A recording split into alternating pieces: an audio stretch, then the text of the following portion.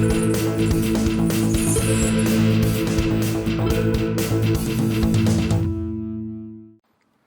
းလုံးပဲမင်္ဂလာပါရှင်ဒီကနေ့ပြပြပေးမယ့်ဝတ္ထုလေးကတော့ဆရာမနုနုရီအင်းဝရေးသားတဲ့ရောင်စုံကာလာအမြန်ဆိုတဲ့ဝတ္ထုတိုလေးပဲဖြစ်ပါတယ်ဒီဝတ္ထုလေးကိုဖတ်ရှုခွင့်ပြုပါရန်ဆရာမနဲ့တကွသက်ဆိုင်သူအားလုံးကိုဤနေရာကနေပြီးရိုသေလေးစားစွာခွင့်တောင်းအပ်ပါတယ်ရှင်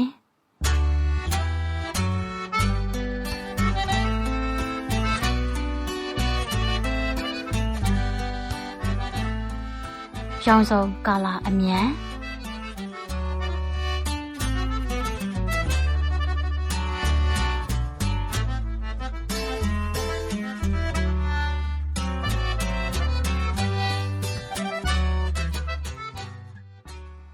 ဓာတ်ပုံရိုက်မလားမရေမိကလည်းလက်ကားလိမ့်ပေးတယ်ဝတ်စားမျိုးစုံလည်းရှိတယ်ရှမ်းမလေးလိုရိုက်မလားမင်းသမီးလေးလိုရိုက်မလားဂျပန်မလေးလိုရိုက်မလား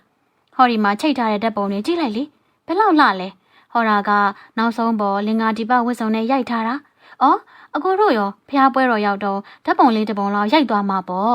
အကိုတို့အတွက်ဟိုဘက်မှာအမျိုးသားတွေကိုယ်တိုင်ပြင်ပေးနေတယ်လေကိုရဲ့ဆိုင်ကယ်စီးပြီးရိုက်မလားကားရှင်မှာရပ်ပေးရိုက်မလားဒရမ်တီးနေတဲ့ပုံရိုက်မလားပစ္စည်းတွေကအစ်စ်တွေနော်ကိုဂျက်စက်ကူနဲ့လှုပ်ထားတာတွေမဟုတ်ဘူးတော်တော်အတန်ဆူးတဲ့ရွှေကြိုမအေးခိုင်သူ့မို့မမောမပန်းပြောလဲပြောနိုင်ပါအသက်မှရှူရဲ့လားတော့မသိဘူးသူ့အတန်စာစာကတင်းမာတို့အတွင်းဘက်မိတ်ကက်လိမ့်တဲ့နေရာအထိကိုစူစူလာတာနေ့တိုင်းကြားနေကြအတန်နားရင်နေတဲ့အတန်ကိုလဲဟိုတစ်ချိန်တုန်းကစီကအဲ့ဒီလိုပဲတစားစားအော်ခဲ့ရတဲ့အတန်ပေမဲ့နေကပူအလုတ်ကပင်မတော့ဒီအတန်ကိုနားကြီးလားရောဒီကြားတဲ့သူကခန်းစီကြတဲ့ခေါင်းထိုးပြီး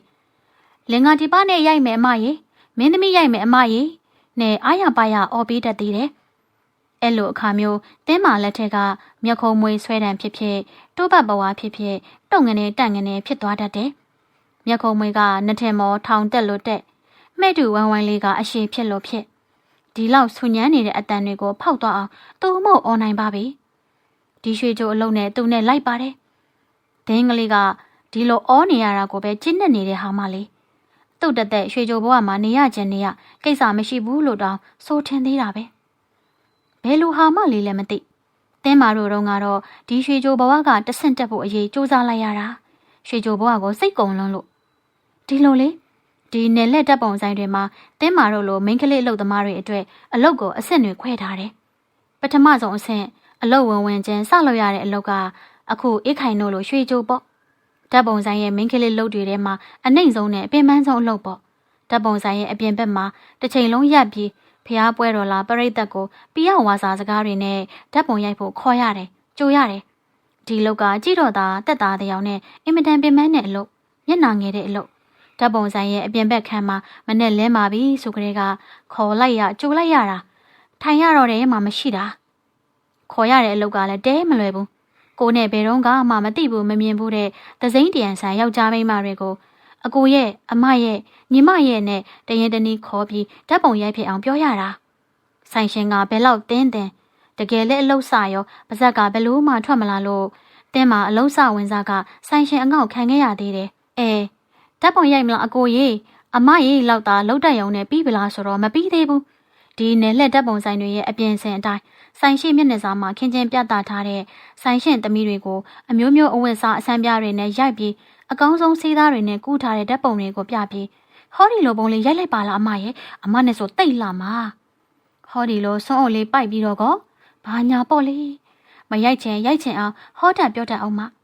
တယောက်တည်းကိုအကြာကြီးပြောနေလို့လည်းမဖြစ်သေးဘူးဟိုဘက်ကလူရောဒီဘက်ကလူရောလှည့်ပတ်ပြောလက်ကလည်းဟိုဓာတ်ပုံထိုးပြဒီဓာတ်ပုံထိုးပြပါဇက်ကလည်းစီလှုပ်နေမှာတန်နိုင်ရင်လူတယောက်ရိုက်ဖြစ်ဖို့တင်မကကို့ဘီနာကလူတအုပ်လုံးရိုက်ဖြစ်အောင်ပြောခါဘော်ကကလေးလက်ဆွဲထားတဲ့ကလေးတွေလည်းမလွတ်စေရအောင်ဆိုင်ရှင်မြေးလေးတွေရဲ့ကလေးဓာတ်ပုံအလှလေးတွေနဲ့မြူဆွဲပြီးဟောရပြောရတယ်နယ်လက်ဓာတ်ပုံဆိုင်ရဲ့အပြင်စင်ဆိုတဲ့ဟာတွေကလည်းကြောက်ဖို့တောင်ကောင်းတယ်ဒီနယ်လက်ဓာတ်ပုံဆိုင်တွေတပြည်လုံးမှာရှိတဲ့ဂဇက်ဝင်ဖျားပွဲတော်တိုင်းမှာခစ်စားလာတာနဲ့အမျှသူတို့ရဲ့အပြင်စင်တွေကလည်းတကယ့်ကိုကြောက်ခမန်းလေးလေးပဲအရင်ကိုကတိန်နီးပါရှိတယ်ဓာတ်ပုံဆိုင်ကိုတိုက်ကြီးတိုက်လို့ခန်းသားထဲဝါနေအောင်ပြင်ဆင်မှုတင်ရတဲ့ဆက်တင်တွေကကိုမနေဘူးဓာတ်ပုံဆိုင်ကိုဓာတ်ပုံတိုက်ကြီးတိုက်လို့တန်ပန်းဝရန်တားနဲ့မှန်တကားနဲ့ ဇာခန်းကြီးတလွင့်လွင့်နဲ့ဟိနေအောင်ဆက်တင်တွင်းနဲ့ဆောက်ရတယ်အတွင်းကမ်းမှာလည်းအမျိုးသားမိတ်ကပ်လိန်ကန်အမျိုးသမီးမိတ်ကပ်လိန်ကန်ဆိုပြီးအခန်းတစ်ခန်းကိုဆိုင်ရဲ့ဘဲဘဲတောင်နဲ့ညာဘက်တောင်မှာဖွဲ့ရတယ်အလဲကောင်းကကြံနေတဲ့နေရာတွေမှာတော့ဂီတာဝိုင်းတို့တလွန်းတို့ရုပ်မြင်တန်ကြားတို့မော်တော်ဆိုင်ကဲတို့ကားတို့ကိုသူ့နေရာနဲ့သူချထားရတယ်ပန်းဝင်အတူခက်တီးတီးလေးလေးပြင်ဆင်ထားသေးတယ်မီးတွေကလည်းလင်းထိန်နေအောင်အများကြီးပေးထားရတယ်ဒီမီးတွေအတွက်ကိုပိုင်မီးဆက်ကအမြဲတမ်းကားတစ်စီးတက်ပါရတယ်အားလုံးဟာတခန့်တနာကြီးပါပဲဒီပစ္စည်းတွေနဲ့လူတွေအတွက်ကိုအနည်းဆုံး3နံကားကြီး2စီးကြက်နေသေးတယ်ဒါတောင်ပိုင်ရှင်မိသားစုကဓာတ်ဆန်းကားလေးနဲ့သွားလို့ဓာတ်ပုံတိုက်ကြီးရဲ့ဆင်ဝင်မျက်နှာစာပေါ့လေအဲ့ဒီမှာတော့ဓာတ်ပုံတွေအပြည့်ပေါ့အဲ့ဒီနေရာဟာရွှေကြိုမတွေအတွက်နေရာပေါ့ရွှေကြိုပြီးတော့မှနောက်တစ်ဆင့်ကအဝတ်လဲတဲ့နေရာတွေရောက်တယ်အဝတ်လဲတဲ့နေရာကဓာတ်ပုံရိုက်မဲ့သူတွေဝတ်ချင်တဲ့အဝတ်စားမျိုးမျိုးကိုဝတ်ပေးရတယ်ဝတ်ကြမဲ့ခန္ဓာကိုယ်အမျိုးမျိုးတွေအင်ဂျီနဲ့အဝင်ခွင်ကြအောင်ပြုပြင်ပေးရတယ်ဓာတ်ပုံထဲမှာဒီဝတ်စုံကတိတ်လှတာတို့ဘာတို့လေးတွေလည်းပြောရသေးတာပေါ့လေနောက်တစ်ဆင့်ကတော့မိတ်ကပ်လိန်နဲ့အဆင့်ပေါ့အေးခိုင်ပြောတတ်တဲ့မိတ်ကပ်လိန်ဆာမတွေနဲ့လိန်ပေးနေတာပါဆိုတဲ့အဆိုအတိုင်းသာဆိုရင်တင်းမာတို့ကမိတ်ကပ်လိန်ဆာမတွေပေါ့လေပြောရတာကတော့ကောင်းတာ5-6တန်းပညာလေးတွေနဲ့တင်းမာတို့မှာဆရာမဆိုတဲ့စကားလုံးလေးကိုကဘဝင်မြင့်ကျင်စရာသူများကြရင်လည်းအထင်ကြီးကျင်စရာဒါပေမဲ့တကယ်ကြဘာမှမဟုတ်ဘူးဘာပညာမှမပါတဲ့မိတ်ကပ်လိန်နေနဲ့လိန်ပေးနေကြတာ10မိနစ်လောက်ထိုင်ကြည့်ုံနဲ့မိန်းကလေးတိုင်းတက်သွားနိုင်တဲ့မိတ်ကပ်လိန်နေနဲ့လိန်ပေးနေကြရတာမျက်နှာတစ်ခုလာပြီးဆိုရင်ပထမဆုံးပြည်တွင်းပြည်မိတ်ကပ်ခတ်ပေါ်ပေါ်တွေကအဝါနုရောင်လက်ညှိုးတကောပါပေါ်တင်လိုက်တယ်တကောပဲနှစ်ကောကောလို့မရဘူးဆိုင်ရှင်အန်တီကြီးကဘေးမှာထိုင်ရင်သတိပေးနေတာအဲ့ဒီတကောကိုမျက်နှာပေါ်အနှံ့လူးလိုက်ပြီးရင်အနီရောင်မိတ်ကပ်ကိုပါးနှစ်ဖက်ပေါ်မှာရဲရဲကြီးလိမ့်ပေးလိုက်ရတယ်အနီရောင်မိတ်ကပ်ဆိုတဲ့ဟာကတော့တခြားဟုတ်ရိုးလားမျက်နှာလူးတဲ့မိတ်ကပ်အဝါနဲ့တင်းမာတို့သုံးတဲ့တစ်ချက်ခွဲတံနှခမ်းဆိုးစေးလက်ကျန်အကက်အသက်တွေကိုရောနော်ဖြောဆက်ထားတဲ့မိတ်ကပ်ပေါ့အဲ့ဒီမိတ်ကပ်နှမျိုးလိမ့်ပြီးရင်အစင်မုံပါလေးကတို့ပန်နဲ့နည်းနည်းရိုက်ပေးလိုက်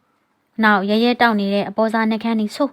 မျက်ခုံးမွေးဆွဲပြီးမျက်ရည်ကိုမျက်ခုံးမွေးဆွဲတံနဲ့ဆွဲပေးလိုက်ရင်အလှပြန်တာပြီးပြီပေါ့ဒါပေမဲ့မဲ့ကတော့ပါးပေါ်မှာမေးပေါ်မှာမင်းကလေးတိုင်းတက်ပေးရတယ်ဒီထဲမှာတချို့ကမျက်တောင်တို့တက်ချင်ကြသေးတယ်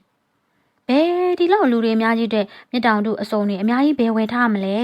ဒီတော့ရပါတယ်ဒီနေရာမှာတင်းမာတို့ပညာပေါ့လက်ဆွဲတော့မျက်ခုံးမွေးဆွဲတံနဲ့မျက်ကုံပေါ်မှာမျက်တောင်အချောင်းလေးတွေပုံစံဆွဲပေးလိုက်တယ်ဓာတ်ပုံထဲမှာတော့မဆိုးလာဘူးပေါ့မိတ်ကလိမ့်တဲ့နေရာမှာအရေးကြီးဆုံးကမြန်ဖို့ပဲတမျက်နာပြီးတမျက်နာမြန်မြန်ကြီးလိမ့်ပေးနိုင်ရမယ်နောက်ဆုံးအဆင့်ကတော့စပင်အလှပြန်တာပဲဓာတ်ပုံဆိုင်ရဲ့မိန်းကလေးအလုပ်တွေထဲမှာအမြင့်ဆုံးအလုပ်ဆိုပေမဲ့လည်းမေမေရတော့မဟုတ်ပါဘူးအစင်တဲ့အပ်ပြီးသားစရုံးပုံစံတွေနဲ့ကြည့်ကောင်းအောင်တက်ပေးရတာပါပဲဒါပေမဲ့ဓာတ်ပုံရိုက်မဲ့သူရဲ့မျက်နှာနဲ့လိုက်အောင်ရှေ့ကစပင်လေးတွေကိုကလင်းနဲ့ညှက်တန်းညှက်ရှုပ်တန်းရှုပ်တော့လုပ်ပေးရတာပေါ့လေ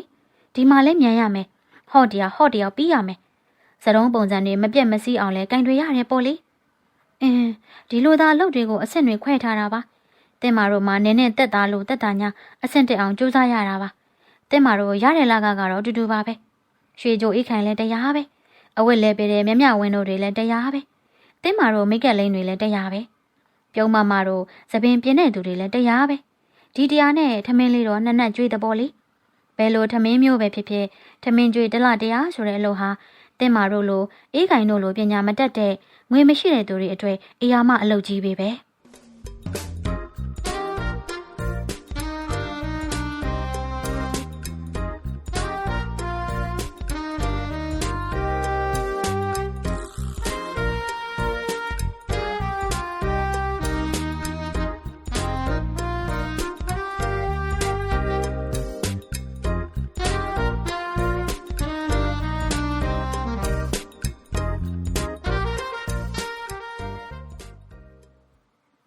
ညီတို့မျက်လုံးတွေကဘယ်ရောက်နေလို့လဲ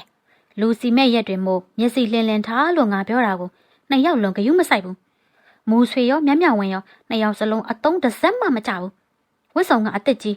ဒီပွဲတော်မကူးခင်လေးကမှချုပ်ထားတာငါရောခိုင်းလိုက်ရမကောင်းမဲရှိပြန်ရောမဲဆိုင်ရှင်အန်ဒီမြင့်ရဲ့ဒေါသတန်ဆူဆူကြောင့်ငိုက်ချင်းနေတဲ့တင်းမာမျက်လုံးတွေတောင်ကျဲသွားတယ်သွားပြန်ပြီမြမြဝင်တို့အဝယ်လဲတဲ့နေရာကဝတ်ဆောင်တစ်စုံပါသွားပြန်ပြီအန်ဒီမြင့်ပြောတယ်လို့ဝတ်စုံကအစ်စ်ကြီးဆိုရင်တော့မြမြဝင်ရောများနေရအောင်ပါလား သူတို့လည်းကြည့်တော့ကြည့်ရှာမှာပါဒါပေမဲ့တင်းမာတို့အားလုံးညဘက်အေးအေးပြတ်တော့ဒီလိုနေ့လေနေပူချိန်ဆိုငိုက်ချင်တာပေါ့အဲ့ဒီအငိုက်မှာဓာတ်ပုံရိုက်ပြီးမချွတ်တော့ပဲအသာလစ်ထွက်သွားတာနေမှာပေါ့လူတွေကအများကြီးပဲမဟုတ်လားဒီလိုဖျားပွဲတော့နောက်ဆုံးရက်တွေကလူကတိတ်စီတာဓာတ်ပုံရိုက်တဲ့သူတွေကလည်းဒီလိုရက်တွေမှာပိုများလာတတ်တာညကဆို12နာရီထိလူမစဲသေးဘူးတနာရီလောက်မှတင်းမာတို့အိပ်ရတယ်ဟုတ်ပါတယ်အမရဲ့အမြန်ဓာတ်ပုံမှာအမခုရိုက်သွားရင်မနေ့လင်းပွဲပြီးတဲ့အချိန်သာလာခဲ့အစင်းသင့်မယ်မများပါဘူးအမရဲ့ရောင်စုံပို့စကတ်တပုံမှာ16ကြက်ထဲများလာအမဝင်လိုက်ဒီဘက်ထဲကိုအနီမြင့်စူတန်ကြောင့်အိတ်ခိုင်တန်ကပို့ပြီးစားနေတယ်ဒီကောင်မလေးလည်းအေးအေးပြစ်တာနဲ့အတန်တစားစားလောက်ရတာနဲ့အတန်ကအတက်တက်ဖြစ်နေပြီမတ်ရွှေအိတ်ခိုင်ကတော့မက်လုံးပေးကောင်းပါပ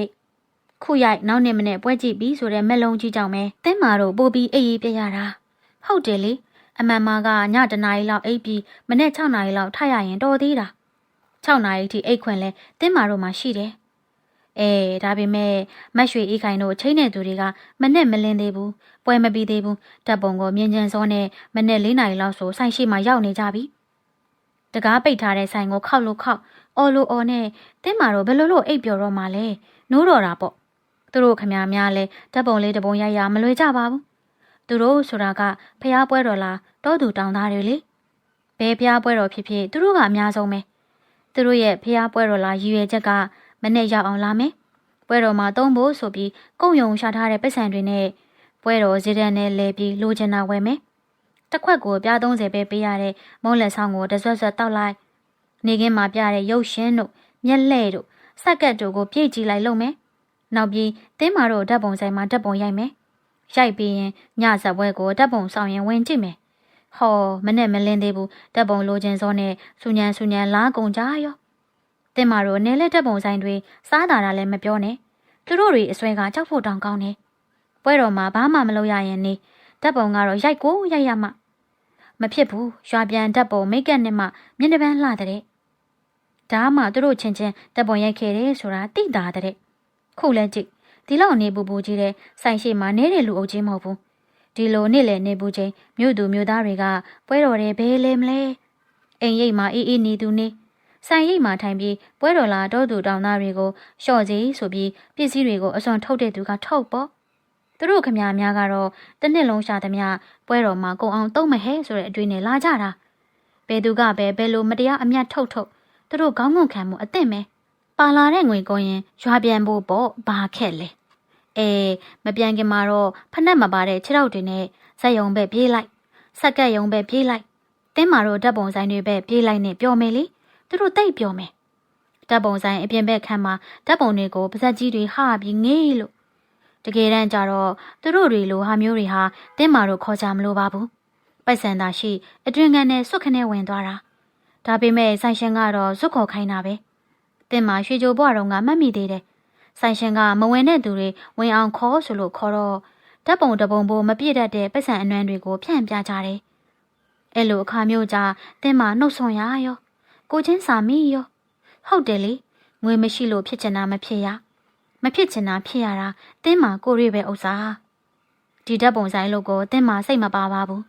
ဒီဓာတ်ပုံအလုံးနဲ့ဖျားပွဲတကလှည့်လိုက်နေရတာထက်နေတကကုံကူပြီးဈေးရောက်လိုက်ချင်သေးတယ်ကိုဘဝကိုပိုင်ဈေးတယ်ဘဝကလွတ်လပ်တယ်ကိုလှုပ်တတ်တဲ့လောက်ကိုအစွမ်းစားရှိတယ်လို့စားတာတယ်ပြီးတော့အတင်းမာကဈေးတယ်လို့ကိုဝါသနာကိုပါတာဘဲအရင်တုန်းကဆိုဘဲကုန်းကဘဲလိုစားတာတဲ့ဟေးဆိုတင်းမာတော့ရှိဆုံးကပဲဟိုနေဒီနေမကူးရရင်အိမ်နာကတရုတ်တန်းဈေးမှာတဲ့ဟိုဆိုင်ဒီဆိုင်လက်လွဲလက်ပြောင်းရောင်းလိုက်ဝဲလိုက်သေးတယ်မလုံးလို့ကလည်းမဖြစ်ဘူးလေတင်းမာတော့အမေကမြေတိုင်းအင်စပက်တော်ကြော်ကြားဆိုတော့အဖေသေးတော့ကလေး9ယောက်နဲ့ဘာမှလည်းမလုပ်တတ်မကင်တတ်တရုတ်တန်းဈေးနာမှာအိမ်ရှိတာနဲ့အကြီးဆုံးသမီးတင်းမာကအเจ้าနေပြင်းပြီးဈေးရောက်ဝါဒနာပါလို့သာတော်တော့တ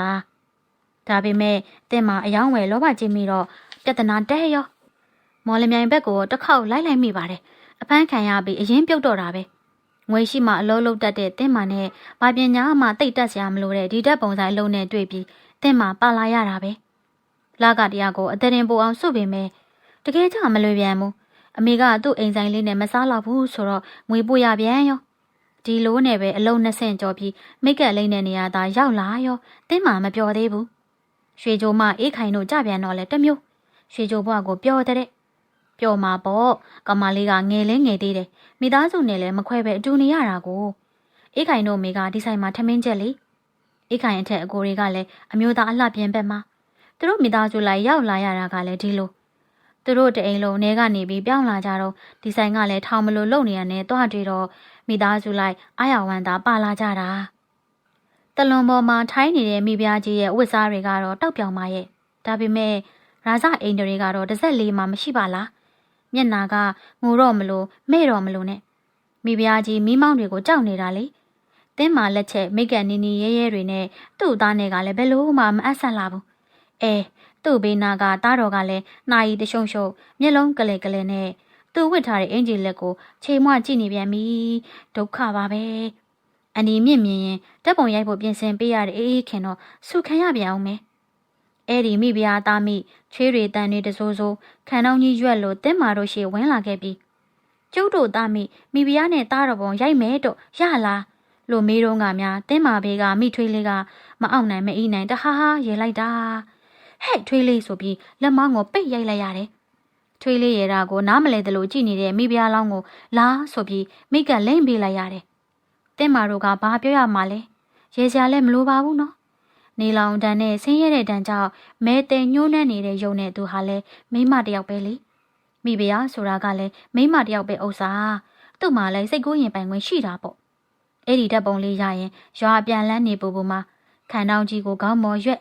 လက်နှစ်ဖက်ကဓာတ်ပုံကိုကိုင်းပြီးရွာမရောက်မချမ်းတလန်းလုံးကြည့်ပြီးစိတ်ကူးတွေအများကြီးရင်သွားပြီရော့လက်ညှိုးညွန်ရရေးဖြစ်တဲ့မိဖုရားကြီးဘဝကိုသူခဏရောက်သွားရုံနဲ့ပီတိတွေဖြစ်ပြီးအ ਨੇ ဆုံးသူ့ခေါင်းပေါ်က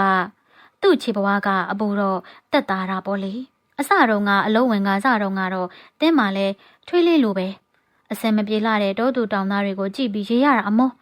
ယောက်ျားလေးတွေကလည်းတိတ်ရည်စရာကောင်းတာသူတို့ကရိုက်လိုက်မှဖြင့်ဘောင်းမီနဲ့မှဒီကဘောင်းမီတွေနဲ့စိုက်မကြိုက်တော့ကိုရုပ်ကားရ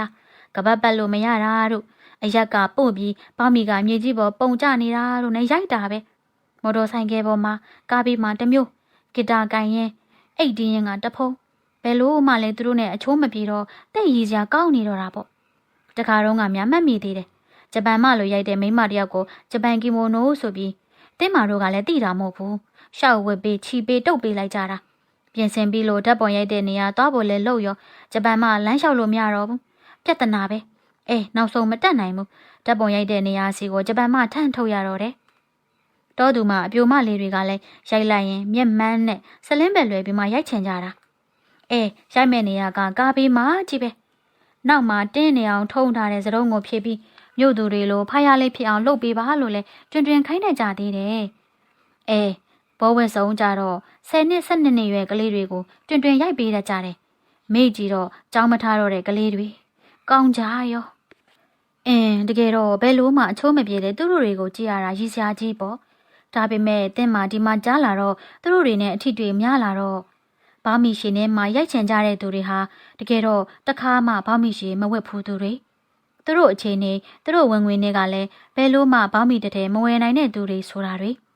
ဆိုင်ကယ်တို့ကားတို့ကလည်းဒီလိုပဲပေါ့ဘယ်လို့မှမျှော်မှန်းကြည့်လို့မရတဲ့အရာတွေဘောင်းမီရှင်ဝစ်ချင်လွန်းလို့တစ်နေ့လုံးထင်းကိုရောင်းတာတောင်းမှမပြည့်လို့ထင်းကိုရတဲ့ပတ်စံကိုအောင်ဘောင်းမီရှင်နဲ့ကြီးဓာတ်ပုံတွေအကုန်ရိုက်သွားတဲ့သူတွေအကြောင်းသိလာရတော့တင်းမာမရချင်တော့ဘူးမရရက်တော့ဘူးသူတို့တွေဘယ်လို့မှမဝယ်နိုင်တဲ့ပစ္စည်းတွေဘယ်လို့မှမရောက်နိုင်တဲ့ဘဝတွေကိုဓာတ်ပုံလေးတွေမှာခဏရောက်သွားနိုင်ဖို့အတွက်သူတို့အနေမြင့်တို့ကိုပတ်စံတွေလာပေးနေကြတာလေသူတို့တွေနောက်ခံထားရိုက်ကြတဲ့တိုက်အတုကြီးကြီးလိုမျိုးတိုက်ကြီးမျိုးကိုအနေမြင့်တို့တစ်လုံးကနှလုံးဖြစ်ဖို့သူတို့တွေလက်နဲ့ပုတ်တက်ကြည့်ပြီးပီတိဖြစ်နေတဲ့ကားလေးတစ်စီးကနှစ်စီးဖြစ်ဖို့အတွက်ပေါ့ဒီ3နှစ်အတွင်းမှာကိုအနေမြင့်ငကတ်ကြီးကလည်းကြည်လာလိုက်တာမျက်စိကိုကျိတ်ဆက်မတက်ပဲရတာကလည်းတိတ်ရတာကိုတနေ့တောင်းနေချီပြီးရနေတာပွဲတော်နောက်ဆုံးရက်ဆိုမနိုင်နိုင်အောင်ပတ်စံရတာထဲအနေမြင့်ကလည်းစီကံကလည်းကောင်းစနစ်လည်းကောင်းတော့ပတ်စံကလိုတာထဲပုံမကုန်ဘူးပေါ့ရှင်းပြောရရင်ကက်စီနေတတ်တာပေါ့တဆိုင်လုံးတွေရေမဝဲရဘူးလေပွဲတော်ဆိုင်ကန်းတွေကထိတ်ကရေစက်ငုံမှာမနဲ့အိယာထားအလုံးအလုတ်သမားရှိသမျှရေခတ်ရတယ်အိမ်ရှိရေဖြန်းရတယ်ထမင်းကျွေးတာလည်းကြည့်အယောနောဟင်းတစ်ခွက်နဲ့အချင်းတစ်ခွက်ပဲထမင်းစားချိန်မှာကို့ပကံနဲ့ကို့ထမင်းကိုခူးပြီးအိခိုင်တို့အမေရှိမှတွားရရတယ်အိခိုင်တို့အမေကအသားတုံညီမြဟင်းကိုပုံပေးလိုက်တယ် ထမင်းကတော့ကြိုက်တဲ့လောက်ထည့်ခွင့်ရတယ်ဟင်းကတော့နောက်ထပ်မရဘူးတနေ့လုံးလဲဒီထမင်းနဲ့နဲ့နေပဲနေရတာညတနားရီလောက်ထိနေရတာဆိုတော့ဟင်းနဲ့ထမင်းများများစားတတ်အောင်ကျင့်ရတော့တာပေါ့တင်းမာတို့ထမင်းစားချိန်မှာတနာကြကောက်နာကတော့အေးခိုင်မေပဲအေးခိုင်ထမင်းပကံလေးနဲ့သူ့ရှေ့ရောက်လာတဲ့အချိန်ပေါ့ဟင်းစားကြည့်တဲ့အေးခိုင်ကစိုးနေတဲ့မျက်လုံးတွေနဲ့သူ့အမေကိုကြည့်တတ်တယ်ဒါပေမဲ့သူ့အမေခမဘာတတ်နိုင်မှလဲဘေးနားမှာထမင်းစားနေတဲ့သူတွေအပြည့်နဲ့တခြားသူတွေနဲ့အတူတူဟင်းတစွန်းကိုခတ်ထည့်ပေးနေတဲ့အေးခိုင်မေကြီးလက်တွေဟာတုံများတောင်နေတယ်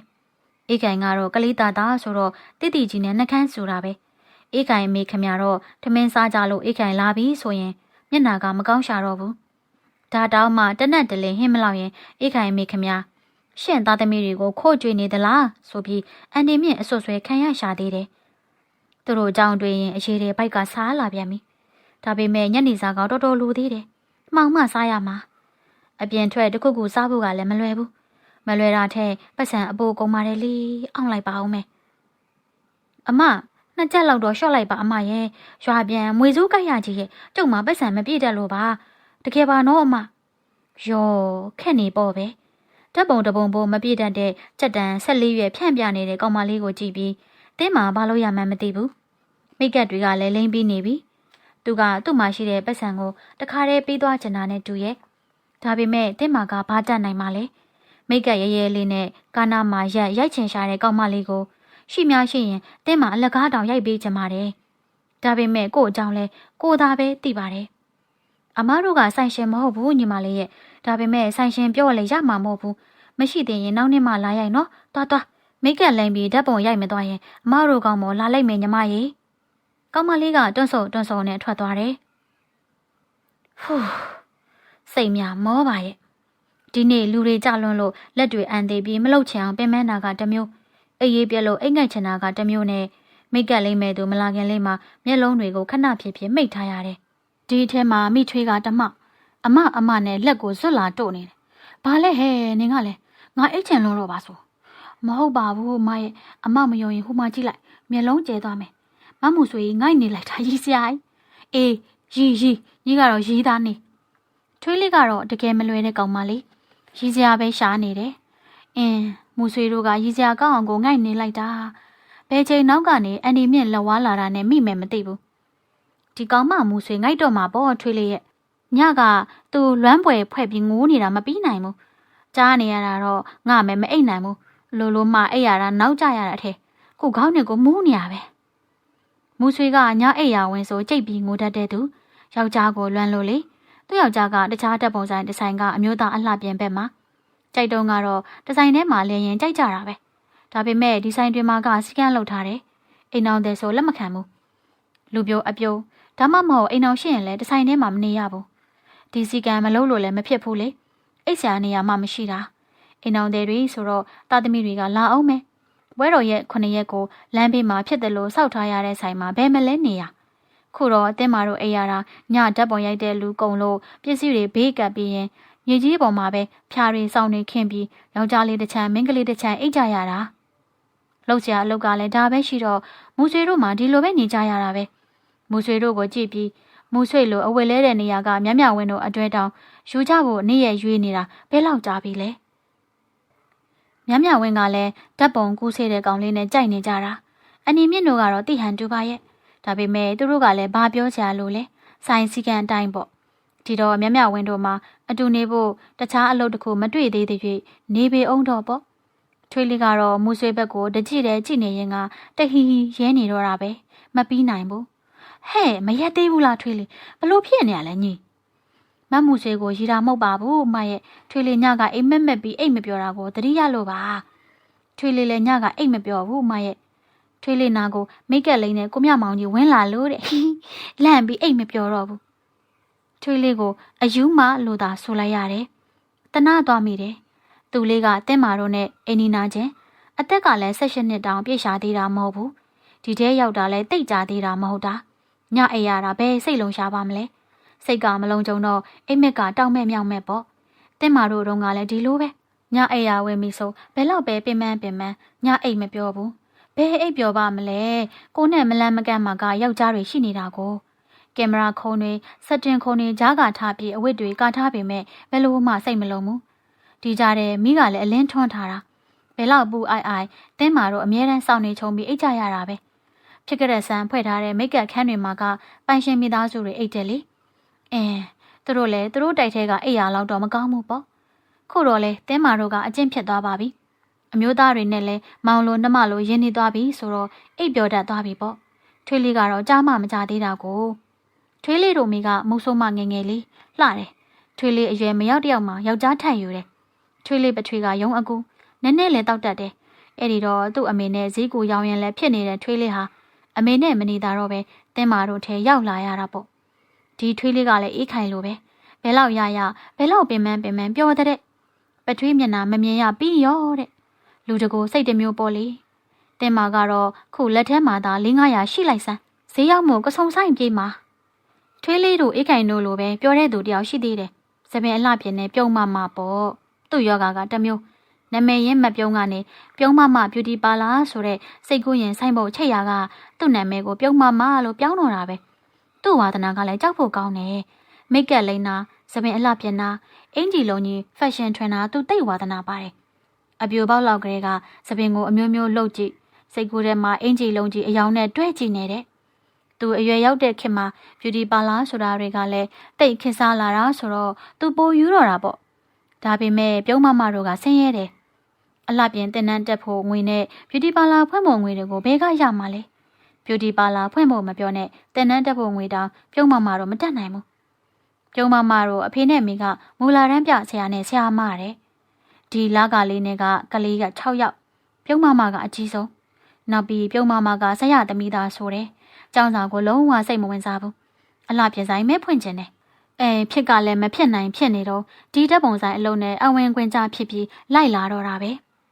ဒါပေမဲ့ဒီမှာပြုံးမတနာဖို့ကောင်းတာကသူ့လှုပ်ချင်တဲ့သပင်အလှပြင်တာမျိုးတွေကောက်တာတို့ညှက်တာတို့သပင်ထုံးပေးရတာတို့ဘာမှမလုပ်ရဘူးဒီကသပင်အလှပြင်နေဆိုတာလုပ်ပြီးသားသတုံးပုံစံထပ်ပေးရတာပဲဥစ္စာပြုံးမလှုပ်ချင်တာတွေနဲ့ဘာမှမဆိုင်ဘူးဘယ်လိုပဲလှုပ်ရပြုံးမတို့ကတော့အိုက်တင်အပြည့်ပဲသူလေ့လာထားတဲ့ beauty parlor တွေကအမျိုးသမီးတွေပုံစံအတိုင်းတဲ့သူပြောတာပါပဲအဲ့ဒီမျိုးသမီးတွေကဘယ်တော့မှမိတ်ကပ်မလိုဘူးတဲ့မျက်နှာပြောင်ဝန်းလေးနဲ့ sport shirt အကောင်းစားရှန်လုံးကြီးအကောင်းစားလေးဝတ်ပြီးသပင်ပုံကိုလည်းနောက်ဆုံးပေါ်တိုလေးနဲ့ပဲနေတတ်တာတဲ့လက်ထက်ကဘီကလေးတကိုင်နဲ့ကျွမ်းကျင်တဲ့ပုံစံကတော့အပြည့်တဲ့သူ့အပြောနဲ့သူတော့ပြုံးမကချောလို့ပဲ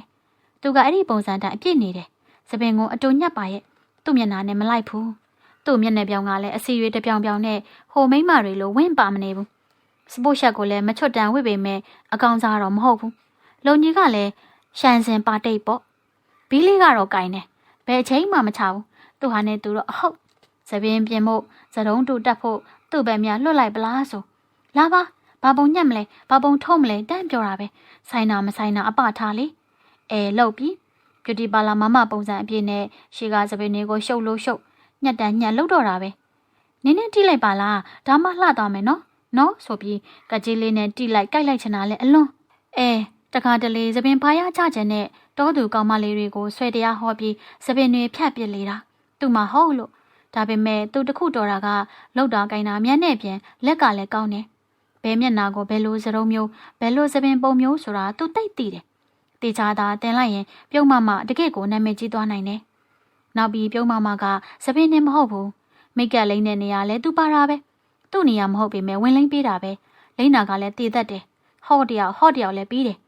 ဒါရင်မကဘူးသူအားနေရင်အားနေတယ်လို့ပြင်ဆင်ပြီးသားသူကိုဓာတ်ပုံရိုက်မဲ့နေရာထိလိုက်သွားပြီးအချိုးကျအောင်ပြုပြင်ပေးတတ်သေးတာဒီတော့ဆိုင်ရှင်အန်နီမြင့်ကပြုံးမဆိုအလွန်သဘောကျတာပေါ့ဒီထဲမှာတရားအတန်ဆုံးဟာပြုံးမပေါ့ပြုံးမလိုလူမျိုးထွက်သွားမှာကိုတိတ်ကြောက်တယ်ဒီတော့ပြုံးမယောက်ျားလေးတွေနဲ့ရောနော်နေတတ်တာပြုံးမစီလာတဲ့ဧည့်သည်ယောက်ျားတွေများတာတို့ကိုအန်နီမြင့်ကမတိကြိုးကြုံလုံနေတတ်တယ်ပြုံးမကလည်းပြုံးမပဲသူကဘယ်သူနဲ့ပဲဖြစ်ရင်နေပေါင်းတတ်တတ်တာပေမဲ့ဘေးအမြင်မှာကြောင်မကောင်းဘူးပေါ့နောက်ပြီးပြုံးမကနောက်တလို့ပြောင်းတလို့နဲ့ပြုံးကိုဗျူတီပါလာထောင်ပေးမဲ့သူဆိုဘယ်သူဖြစ်ယူမလို့ကျဲလောင်လုပ်တတ်သေးတယ်ဒါမှပြုံးအဖေတွေအမေတွေပြုံးတော်မောင်နှမတွေလည်းပတ်စံတွေအများကြီးနဲ့စိန်ကြမှာလို့ထပ်ဆင့်လိုက်သေးတယ်ဒါပေမဲ့ခုချိန်ထိတော့ပြုံးမရဲ့ဗျူတီပါလာချစ်သူတရားမှပေါ်မလာသေးဘူး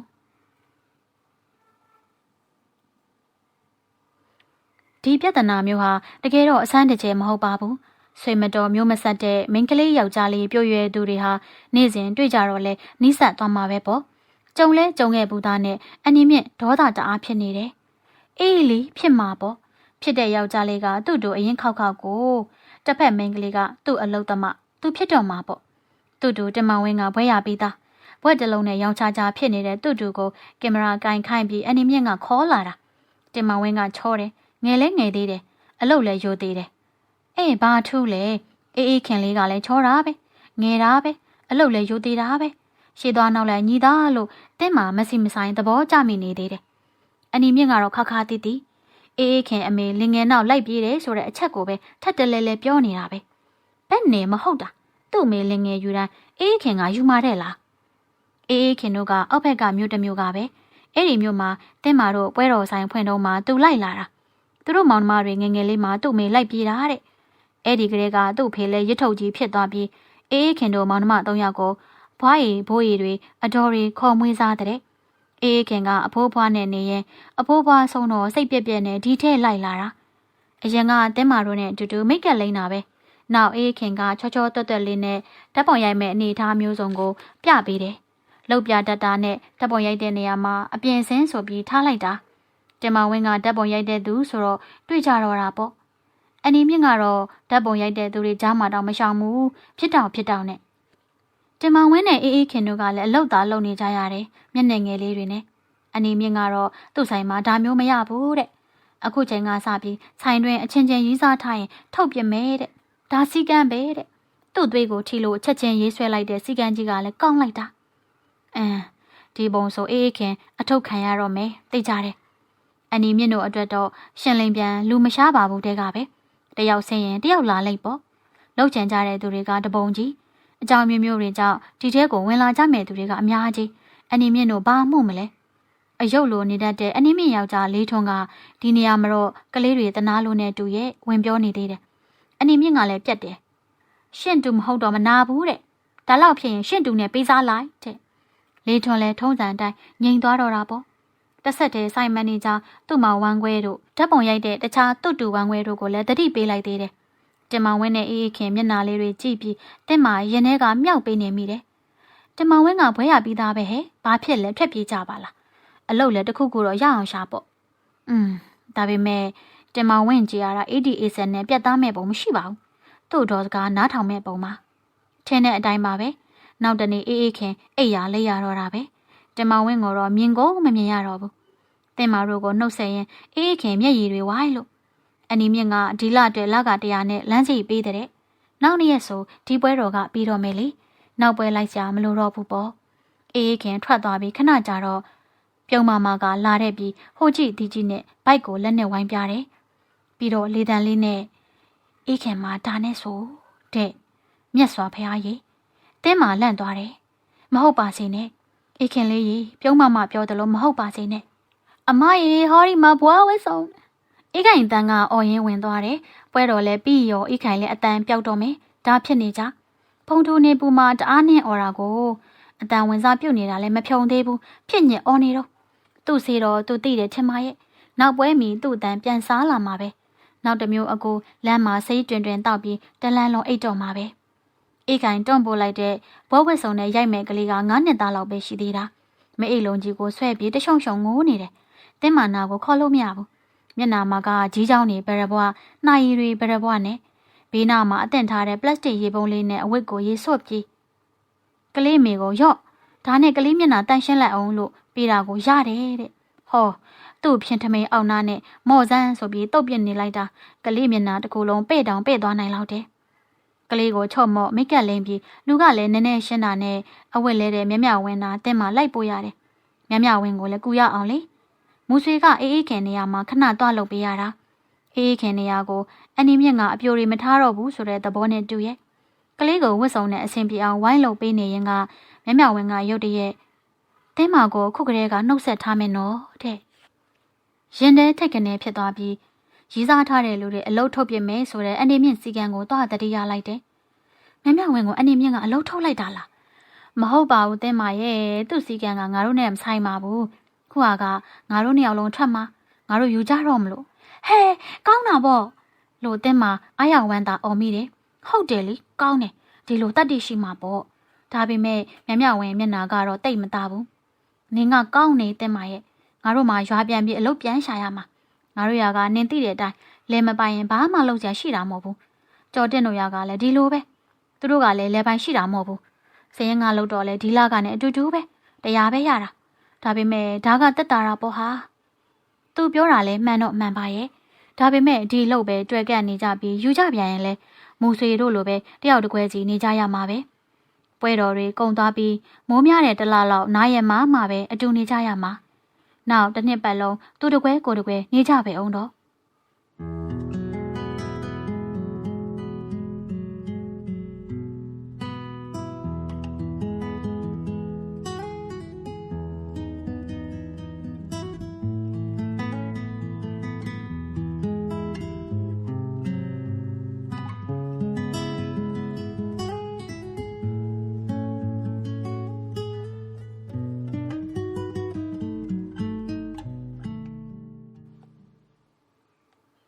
နေ့လေပိုင်းမြဝင်းနဲ့ကြော်တဲ့အနီမြင့်ကိုပြောကြတော့ကြည်ကြည်တာတာပဲသူ့စီကံကိုဘာမှသတိမရတော့သလိုသူကတောင်နောက်လိုက်ပြောင်းလိုက်လုပ်သေးတယ်နောက်ပွဲပြီးမှပြန်ကြပါလားနဲ့ပြောရင်တစ်ဆက်တည်းသူ့မောင်မန်နေဂျာကိုဒီမျိုးကလိုက်ချင်နေပြောထားတဲ့ကောင်းမလေးတွေကိုသွားတွေ့ခိုင်းနေတယ်အနီမြင့်တို့အတွက်တရားတန်လုံးသမားလေးတွေကပေါ်ပါတယ်လေရော့အမတင်းမှာထွေလီစားလို့မရတော့ဘူး